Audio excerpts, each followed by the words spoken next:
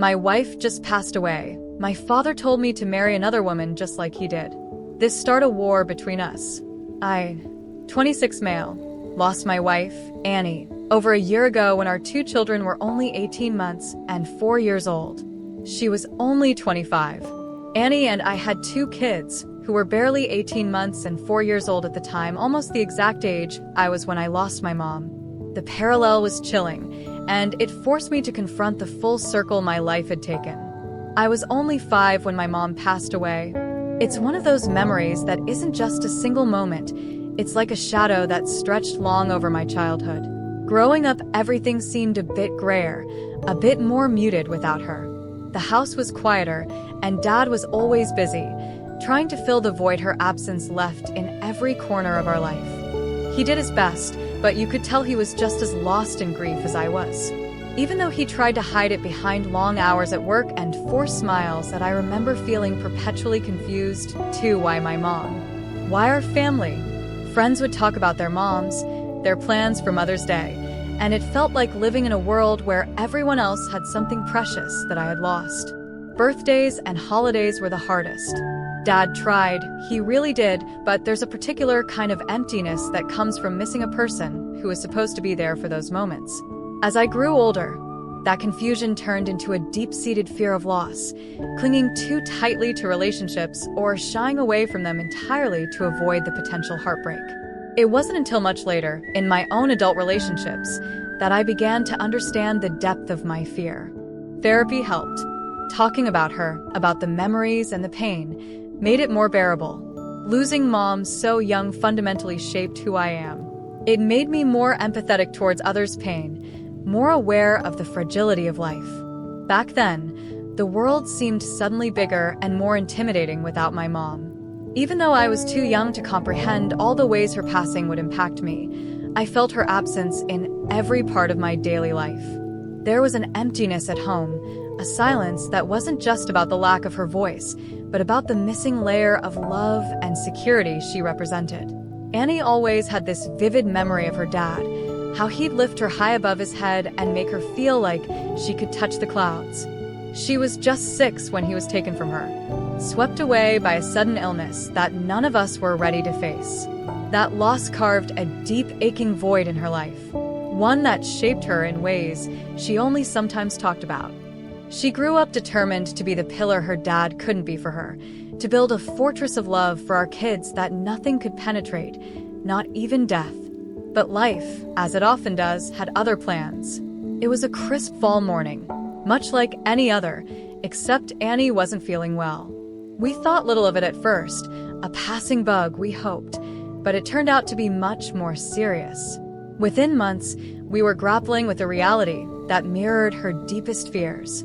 Annie was diagnosed with a terminal illness, the kind that sneaks up silently but quickly overwhelms. In those final months, Annie's resolve to make lasting memories with our kids became everything. Every day, despite her waning strength, she'd spend time with them, reading stories, playing games, or just holding them close, embedding her presence in their lives in ways she hoped would be indelible. She often spoke to me late at night, her voice a mixture of determination and despair, about her need to leave a legacy of love for them, to be there in their hearts and minds even when she could no longer be there in person. She wanted so desperately to break the cycle of loss that had shadowed her childhood, to give our kids the stable, loving foundation she had lost so early on. Her biggest fear was repeating history, leaving our kids with the same hollow memories and unanswerable questions she had struggled with watching Annie with our children. I saw the lengths she went to imprint her love on their young lives. She would record videos for them, leave little notes in unexpected places, and create traditions that could carry on in her absence. Her creativity in weaving these threads of connection was both inspiring and heart-wrenching. When she passed, the loss was monumental, echoing the emptiness of her own childhood, but also filled with the richness of the love she had poured into every moment with them. Annie had always had a clear vision of her own funeral, unusual as that might sound. It was something we talked about occasionally, those strange, somber discussions that unexpectedly pop up and linger between a couple. She wanted it to be more celebration of her life than a mourning of her death. "Don't make it all doom and gloom," she'd say, half joking but serious about the essence of her wishes. "Make it a day where everyone can remember the happy times, with lots of flowers and maybe even some fireworks." When it happened, I was plunged into a deep grief that was hard to navigate, filled with the pain of loss but also the duty to honor her final wishes. The day of her funeral arrived on a bright and clear morning, which felt almost offensive in the context of our loss, yet fitting for the type of farewell she had envisioned. The service was held at our local church, a place she had chosen not just for its spiritual significance, but also for its beautiful stained glass windows and the way the sunlight danced through them in the mornings.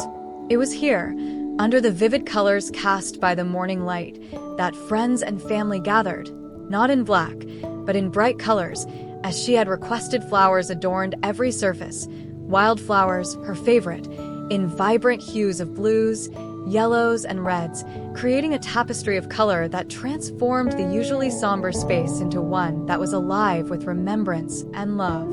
The air was filled with her favorite music, a mix of classic rock and folk tunes, songs that had soundtracked our life together. Each melody stirred memories, bringing smiles even through the tears. After the service, we moved to a nearby park, another place Annie loved. It was here that the atmosphere lightened as people shared their stories about Annie, her quirks, her laugh, her boundless energy. It felt like she was there with us, in the laughter and the shared memories. As the sun began to set, we prepared for the final act of the day, the fireworks. It was an unconventional choice, but it was exactly what she had wanted. As the first rocket shot into the sky, bursting into a cascade of color, it felt like a release, a letting go of some of the sorrow, and a celebration of a spirit too vibrant to ever be really gone. Each explosion of light was a reminder of her vibrant life, a punctuating finale that she would have loved. Now, as I watch our children grow, I see Annie's influence in their resilience, their laughter, and even in their tears. They talk about her often, recalling moments I didn't even realize they remembered. It's clear that while death took Annie away too soon, her to be a present, loving force in their lives didn't go in vain. She lives on through them, through the stories we share, and the love we keep alive.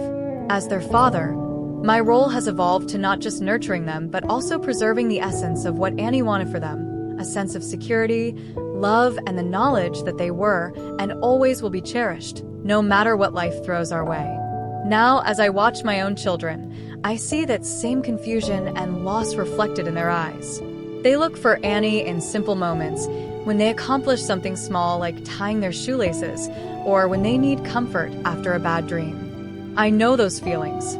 I live them. It's a reminder of how deeply a child feels the absence of a parent, often in ways they can't fully express. This shared experience has deepened my empathy and understanding of my children's emotions. I often find myself navigating their grief while managing my own, trying to be the rock that they can lean on. It's not just about providing for them materially, but ensuring they feel safe and loved, that they have space to miss their mom without feeling like they need to hide their grief. Their journey through loss has also reshaped my approach to parenting. I'm more patient, more attuned to the unspoken parts of their sadness, and more proactive in addressing our emotional health as a family. We talk about Annie often, keeping her memory alive, not as a shadow that hangs over us, but as a light that continues to guide us. I strive to be present in a way I felt my dad struggled to be after my mom died. Seeing my children cope with their loss, I understand the long road ahead of them.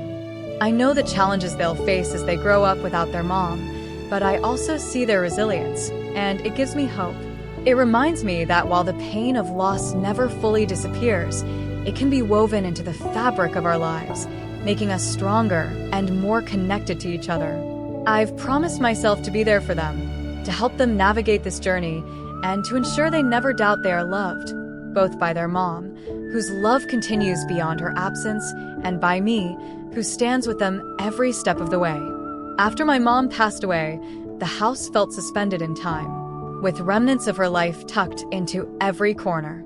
Her clothes still hung in the closet, her books remained on the shelves, and the air carried the gentle hint of her perfume. This stillness, this preserved world of hers, was abruptly disrupted when my dad announced he was remarrying. It was barely a year since we'd lost her, and the news fell on me like a cold wave. Ellen moved in shortly after their wedding. She brought with her boxes filled with new items, new routines, and a new presence that seemed to flood the spaces my mom had once inhabited. Her attempts at reorganizing the house, from rearranging the living room to replacing the curtains my mom had chosen, felt less like mere changes and more like erasures of the life we had lived. Ellen was kind, or at least she tried to be. She would cook meals she thought I would enjoy and make small talk, attempting to bridge the gap between us. However, her efforts felt forced.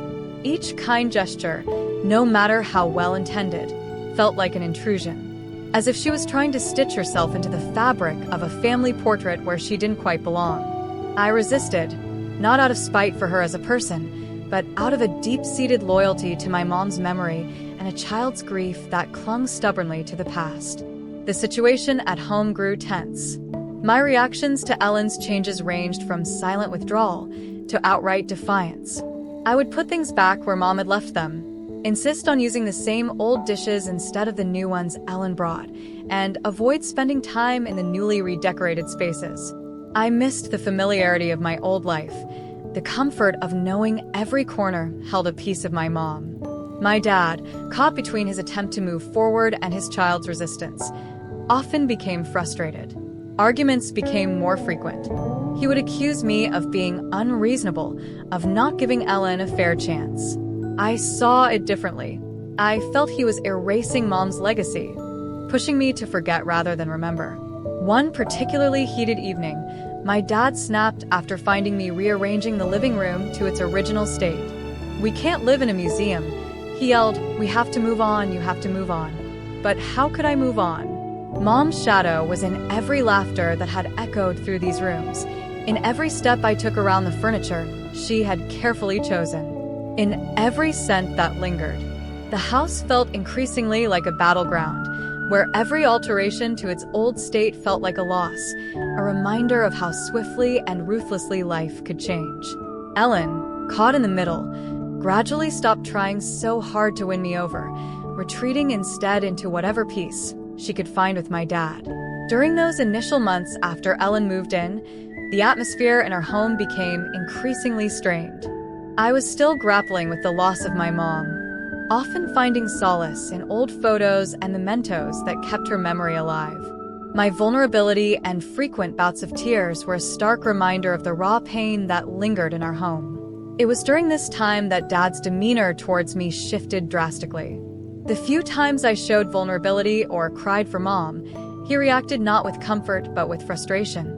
He would yell, telling me to grow up and stop crying. It was clear he was grappling with his own pain, but his approach left me feeling abandoned in my grief. One night, after finding me crying in my room with a picture of Mom, "Enough," he barked, his voice echoing against the walls. "You need to grow up and stop crying all the time. Life has to move on." His words, meant to push me towards resilience, felt more like a dismissal of my grief. I looked up at him, my heart sinking. "I miss her, Dad." I managed to choke out, the words barely a whisper. "Why can't you just let me miss her?" His next words were like a cold slap. "I'm happier now, and you should be too. I love Ellen more than I ever loved your mom."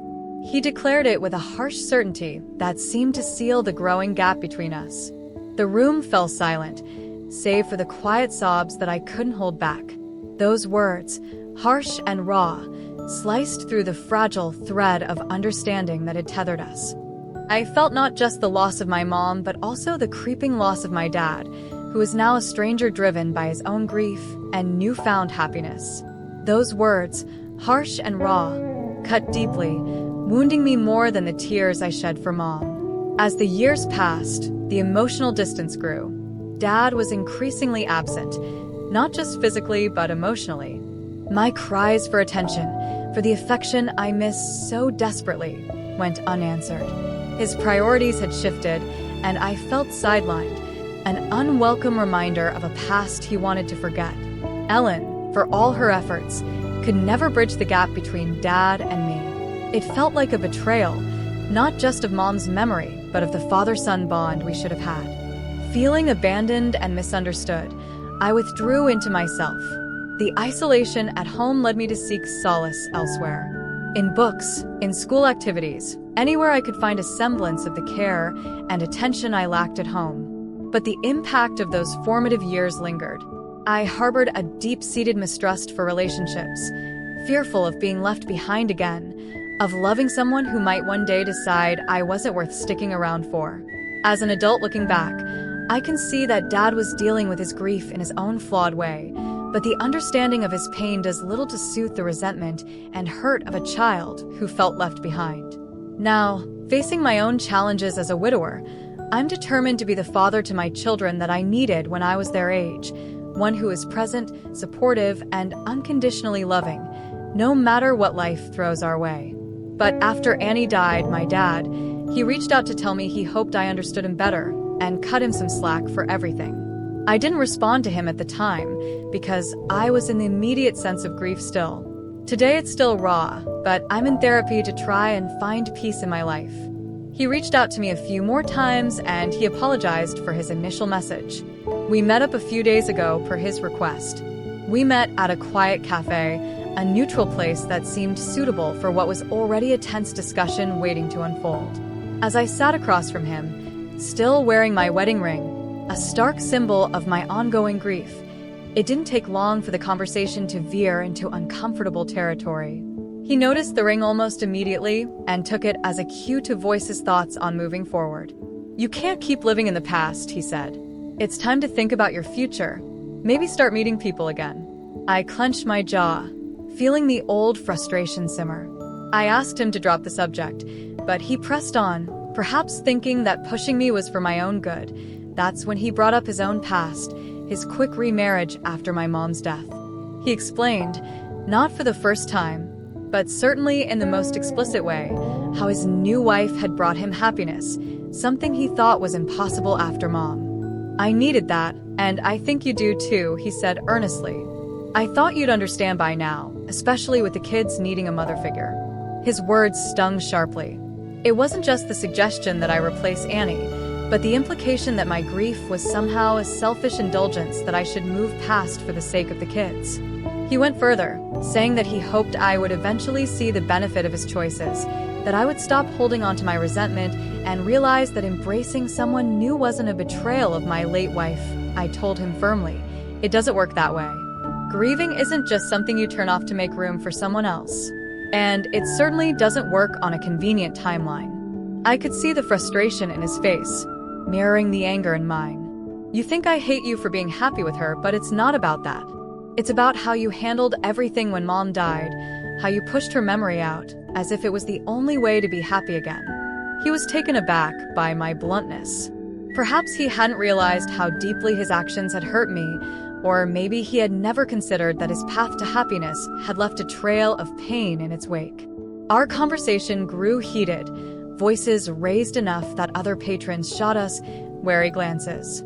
The air was tense as my father and I reached a fragile point in our conversation. His earlier remarks about moving on and finding new love had pushed me to a breaking point. Seeing the shock on his face when I challenged his views on grief and moving forward, he paused, looking genuinely bewildered. "How do you expect to find someone else to love you and the kids if you're still hung up on Annie?" he asked, his voice tinged with concern but also a hint of frustration. It was a question that might have been genuine in his mind but felt like an accusation to me. Annie was the love of my life. I replied, my voice firm, each word laden with unyielding truth. "And yes, I'm still hung up on her, because love doesn't just end when someone dies. You don't just replace someone like that." I could see him trying to process my words, his eyes searching mine for something, perhaps a sign of the son he once knew who hadn't been shattered by loss. I continued, "My children, they are my heart, Dad. They're the other loves of my life, but it's different. They depend on me not just to love them, but to provide safety, security, and a sense of normalcy in a world that was turned upside down." The cafe noises faded into the background as I leaned in slightly, needing him to really hear me. It's my job, my duty, to give them the best life I can. That doesn't mean rushing to fill a void with a new person. It means being there for them, fully, without distractions or replacements for their mom. He was stunned, perhaps by the intensity of my conviction, or maybe by the realization that our views on handling grief and love were worlds apart. But you need someone too, he finally muttered, almost to himself, a note of sadness creeping into his voice. I needed my dad when I lost my mom, I shot back, the words spilling out with a mix of pain and defiance. But instead, I got a man who was too quick to move on, too quick to replace her. I won't do that to my kids. I won't let them feel as I did, secondary to someone else's happiness. We were at the end of our coffees, the dregs cold and bitter, much like the mood that had settled over our table. As my father eyed me, ready to offer another piece of his mind on how I should live my life, I cut him off. The frustration and hurt from years of bottled-up feelings were brimming over. I need to make this clear. I began, my voice steady, but filled with resolve. I will never, ever tell my children to just get over their mom's death. I'm not going to sit them down and tell them their mom is dead and that they need to accept a new mother. The cafe, usually a backdrop of clinking cups and indistinct chatter, seemed to quieten around us. My dad watched me, his expression hardening as he prepared to defend his own actions again. But I wasn't finished. And another thing, I continued, I'm not going to scold them for missing her, for crying out for her at night.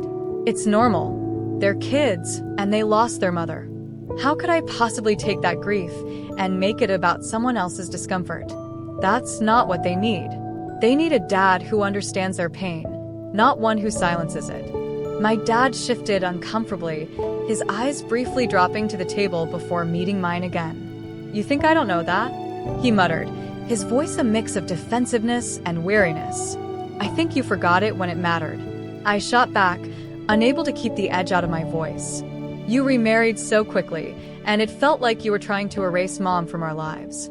You expected me to just accept it, to be okay with all the changes, because you were. I leaned forward, making sure my point was clear. I am not looking to find them a new mother.